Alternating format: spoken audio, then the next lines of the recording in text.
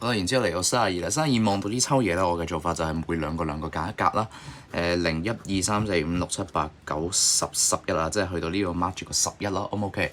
好啦，C 啦，我哋話 A、B、C 咧本身對標1、2、3嘅，但係依家咧幫我減1，即係咧 A 係對標0嘅。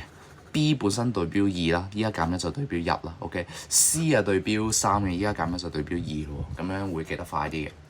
OK， 即係咁樣係點解？即係10啦、11、12咯。OK， 好啦，咁啊嚟噶咯喎。C 係12啦，12乘16嘅零次加咩啊？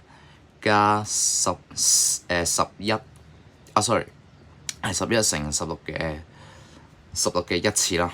然之後去到呢個位啦，我頭先話兩格間住有咩好處啊？就係可以快速地攞記呢個 F 係幾多啊？呢個 F 係15啦，乘16嘅11次啦，再加10乘16嘅12次啦。好啦，咁啊，你見到咁樣嘅氣勢，你可以炒到鮮紅啲佢啦，因為冇可能去到175乘16嘅12次嘅，得唔得？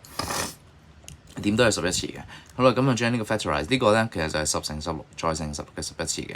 咁將呢兩個 term 加埋嚟咧，咁其實咧就係160加15啦，175乘16嘅11次係已經有啦，答案就係 A。